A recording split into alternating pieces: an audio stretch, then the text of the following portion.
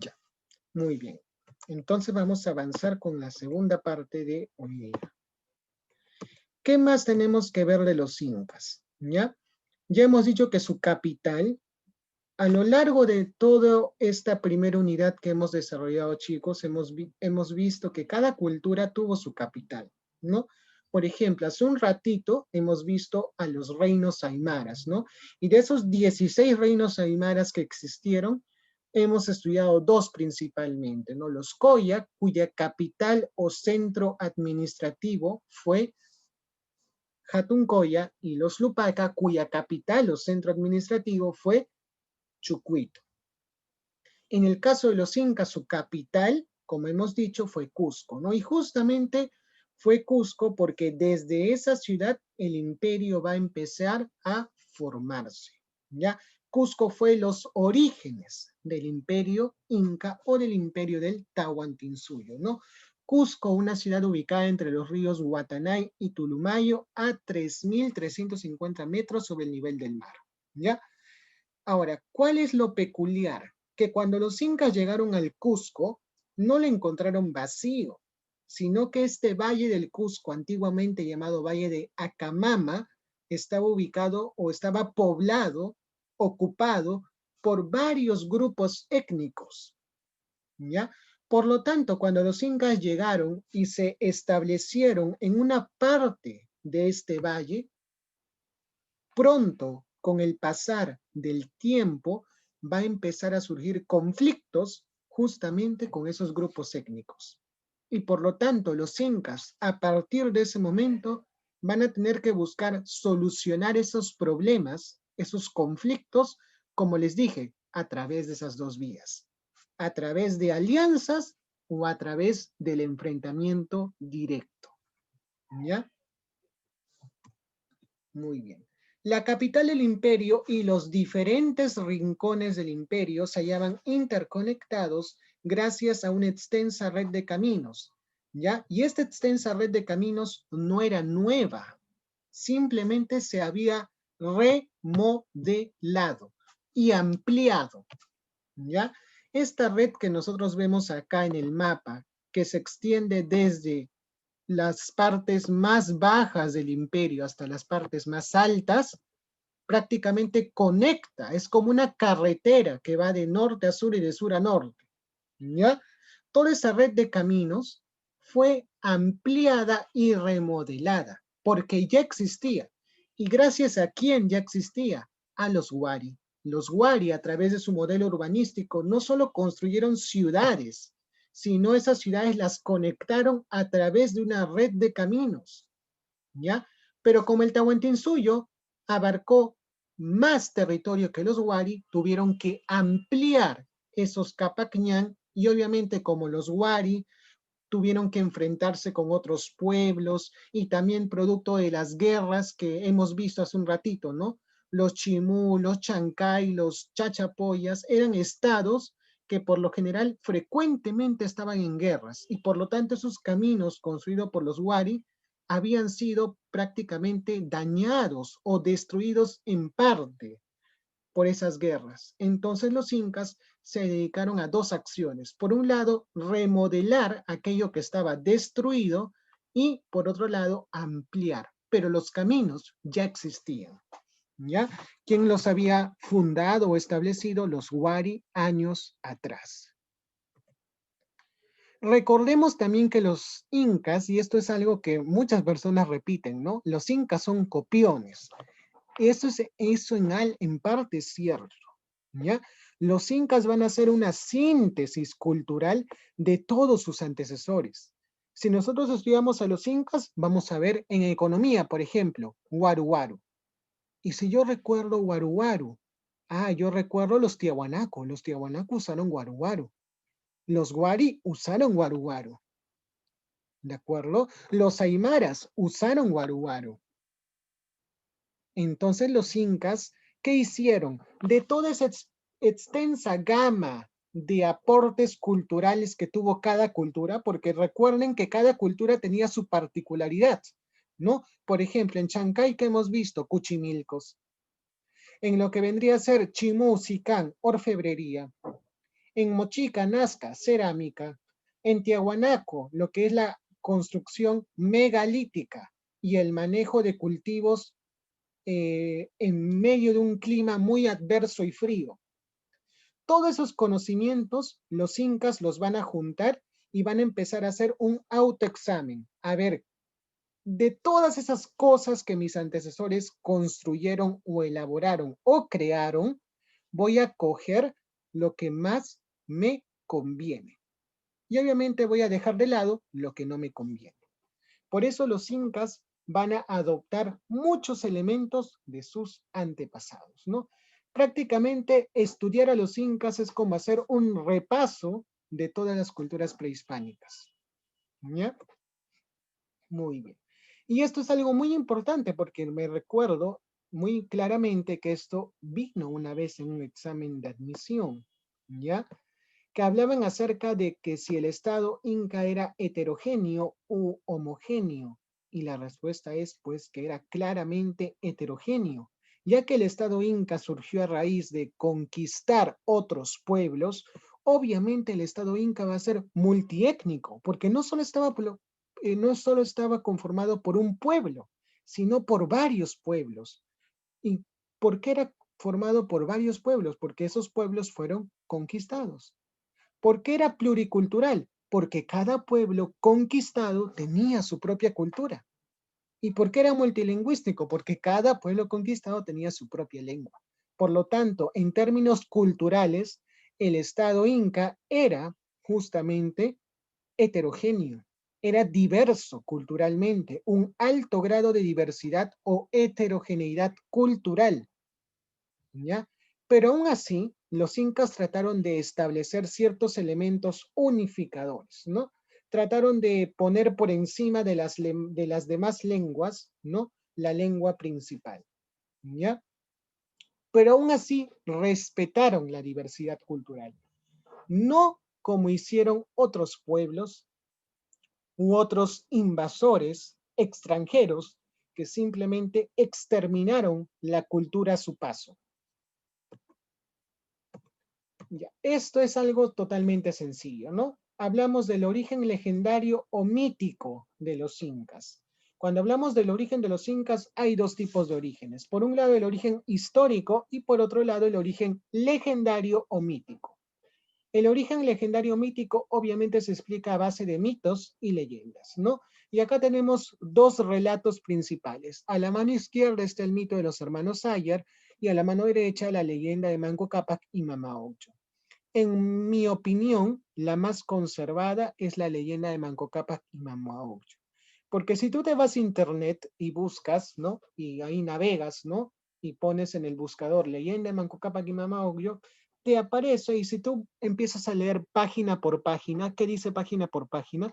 Te vas a dar cuenta que la mayoría coincide en lo mismo. Pero si tú buscas el mito de los hermanos Ayar, que es uno de los relatos más antiguos sobre el origen de los incas, vas a ver que una página se contradice en ciertos puntos con la otra. Y así, cada página tiene ciertas diferencias. No todas las páginas están de acuerdo en todos los puntos. Eso se debe pues a que el mito de los hermanos Ayar se ha ido transmitiendo de generación en generación, pero conforme se ha ido transmitiendo oralmente, ha ido tergiversando ciertos detalles. Ya tanto es así pues que actualmente podemos afirmar que existen varias versiones de este mito. ¿Ya? Por ejemplo, a ver, vamos a narrar un poco este mito. Según este mito, todo inicia, ¿no? Luego de un gran diluvio universal, ¿no? Similar a la Biblia, luego de un gran diluvio universal, de un cataclismo, el dios de este mito llamado Huiracocha, ¿no? Ordena a que salgan del cerro Tamputoco, ¿no? Unas 4 parejas de hermanos, ¿no? Justamente los 4 hermanos Ayar, ¿no? Ayar Manco, Ayar Cachi, Ayar Auca, Ayar Uchu y sus 4 esposas. Ellos salen de este cerro Tamputoco, también llamado Cerro de las Tres Ventanas, porque tiene 3 cuevas este cerro, y adivinen de cuál cueva salen. Obviamente, como eran enviados de los dioses, iban a salir de la cueva central, ¿no? De la cueva que está en medio. Entonces ellos salen de esta cueva con el propósito pues de poblar el mundo, ¿ya? Hasta ahí todo va bien. Cuando cada uno empieza a irse por su camino, cuando hablamos acerca de qué le pasó a cada hermano. Casi todas las versiones coinciden en que Ayarcachi era uno de los hermanos prácticamente el más fuerte, tipo Hércules, ¿no? Que con su onda podía generar quebradas, ¿no? Lanzaba su onda hacia los cerros y rompía los cerros, quebraba los cerros. Entonces era un hombre de temer. Y la mayoría de versiones coinciden en ello.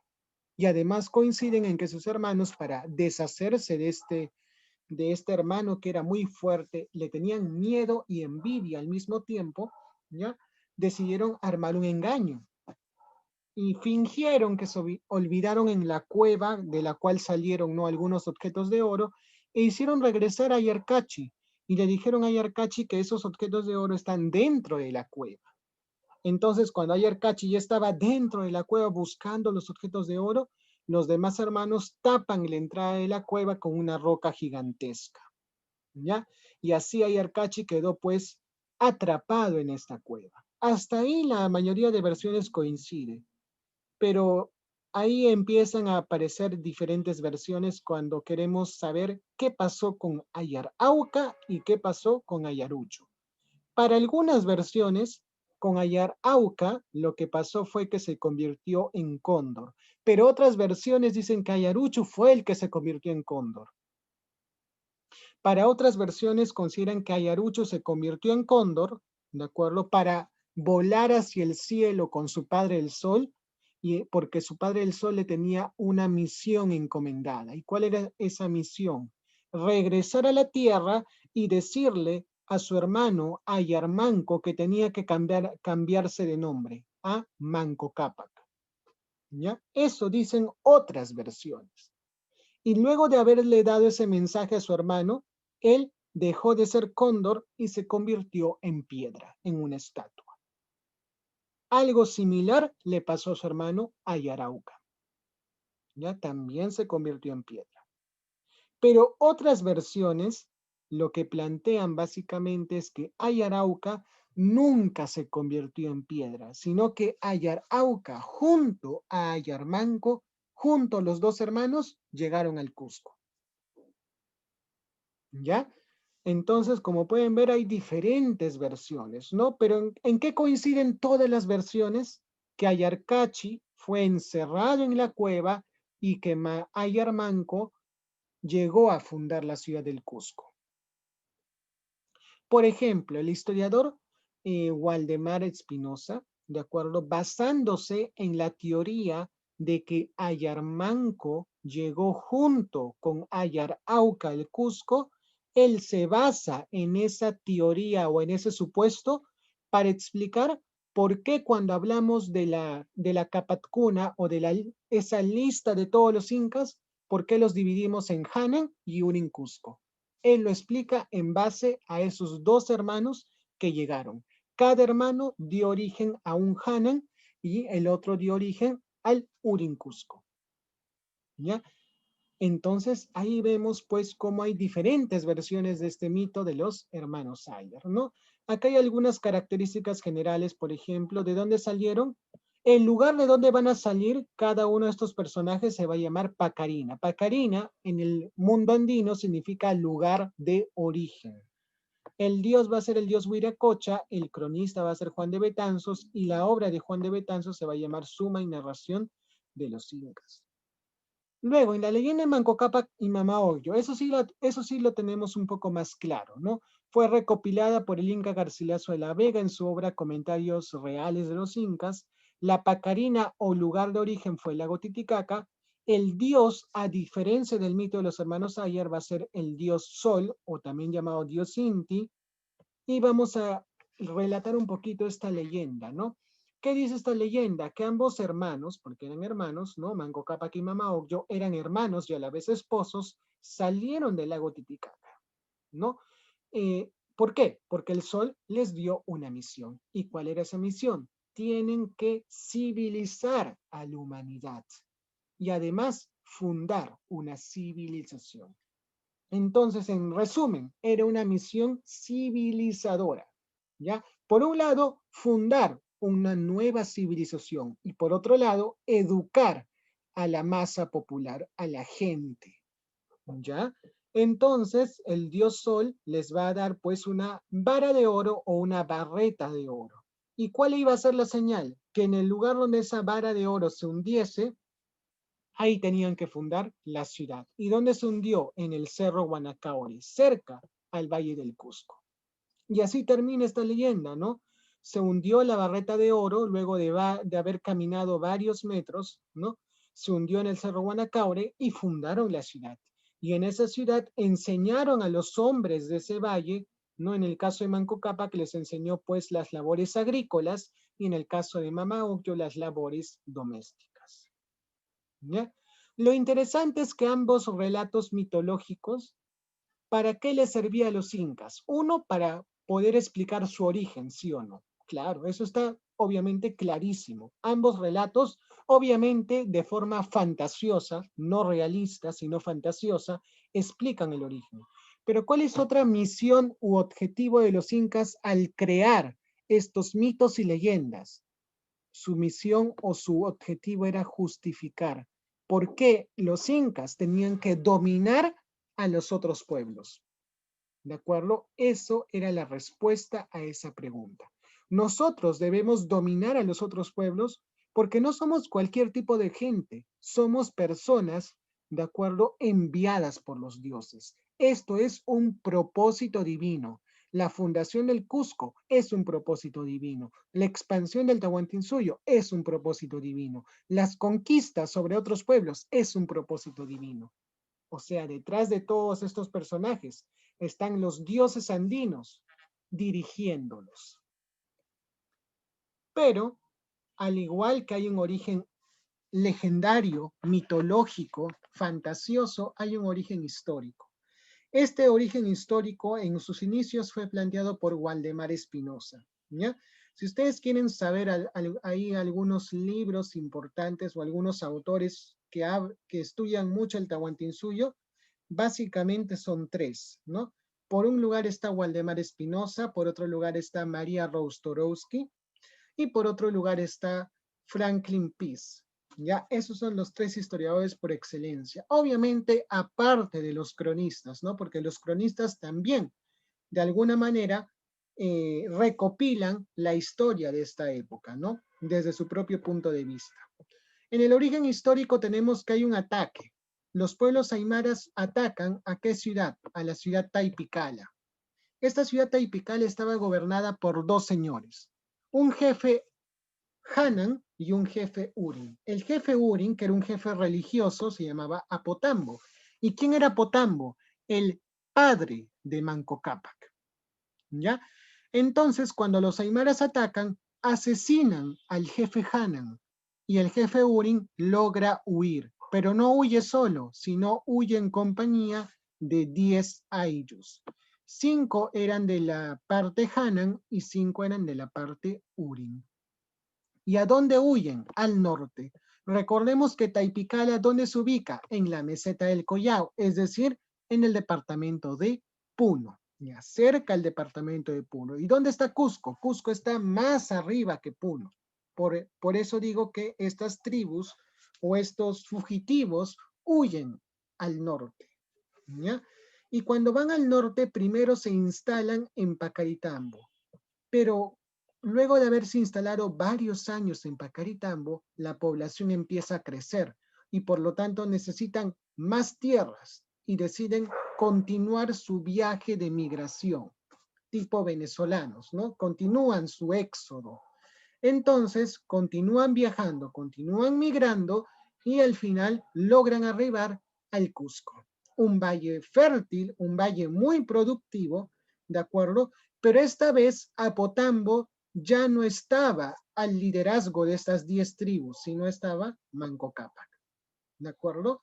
Y es ahí donde ellos se instalan en este valle del Cusco, también llamado Valle de Acamama, y empiezan pues a establecer alianzas o en todo caso a enfrentar a los pueblos que ya habitaban desde mucho tiempo atrás ese valle. Acá en la imagen de la derecha vamos a ver la ciudad del Cusco, ¿no? Y ahí se dan cuenta que el Cusco es el origen de los 4 suyos, ¿no? Hay una salida al Chinchaysuyo, hay una salida al Contisuyo, hay una salida al Collasuyo y hay una salida al Antisuyo. Y acá justamente para acabar, es lo que les quiero decir. El Cusco, si se dan cuenta, se divide en 2 partes. Una parte, ¿no? Llamada justamente lo que vendría a ser el Hanan y otra parte llamada el Urin, ¿ya? ¿Y esto a qué nos recuerda? Principio de dualidad, ¿de acuerdo? Principio de dualidad. Y a su vez, cada parte se dividía en 2, o sea, esta partecita llamada Hanan se dividía en 2 y esta parte llamada Urin se dividía en 2. Y cada partecita daba origen a los 2 suyos. Y la parte de arriba también dio origen a sus 2 suyos. Por eso son 4 suyos en total. 2 por 2. ¿Ya? Y acá en la imagen de la derecha tenemos el Kapat Kuna o lista de los señores. ¿Ya? Esto con mayor detalle lo vamos a ver la próxima semana cuando veamos ya el desarrollo histórico, ¿no? Vamos a ver desde sus orígenes hasta la crisis sucesoria de Huáscar y Atahualpa. ¿Ya? Recordemos que el Kapat Kuna entonces es una lista de señores. Y esta lista de señores se dividía en 2, ¿no? Dos dinastías, la dinastía Hanan y la dinastía Urin, ¿de acuerdo? Pero esa problemática, porque acá hay una problemática, algunos consideran que son dinastías sucesivas y hay otros que consideran que son dinastías paralelas. Pero esa problemática ya les voy a explicar ya la próxima semana, ¿no? Entonces recordemos cuáles son las teorías sobre el origen de los incas y el principio de dualidad, ¿no? Que acá lo vemos en el mapa del Cusco. Ya chicos, entonces nos vemos la próxima semana.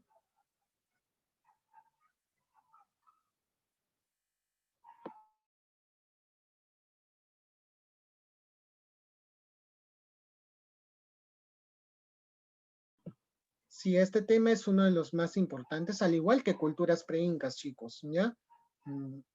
Por eso acá lo vamos a tratar de ver en 2 semanas o a lo mucho en 3, ¿ya? Porque hay que ver todos los detalles que se pueden. Muy bien, chicos. A ver, voy a dejar de grabar.